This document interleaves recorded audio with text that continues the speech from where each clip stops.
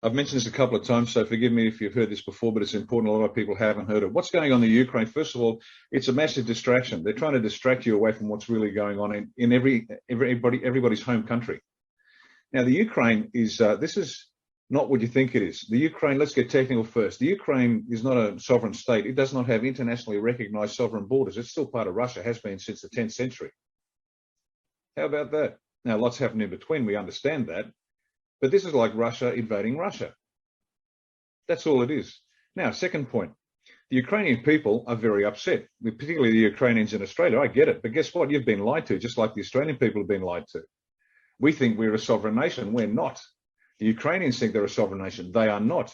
See, the truth is slowly going to come out about what's really going on. And what's really going on is this. The Ukraine has been the center of the globalists for decades and decades and decades, 70 years at least. CIA, which is not a good organization, they're the implementers of deep state, let's say. They've been working in the Ukraine for 70 years, building up a resistance to everybody and everything. Why? Because they needed to bring the Soviet Union down, but they also want the resources that are in the Ukraine. That's what this is all about. Particularly Eastern Ukraine, massive natural resources that CIA goes in, gets control of, an American business interest, and they're not business, they're just robber barons. They're not legitimate businessmen. They just want to steal, and that's what goes on.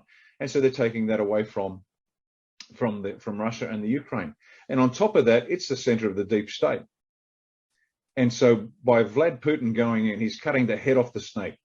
Once Ukraine goes down, because they've already taken out the capital of Kazakhstan.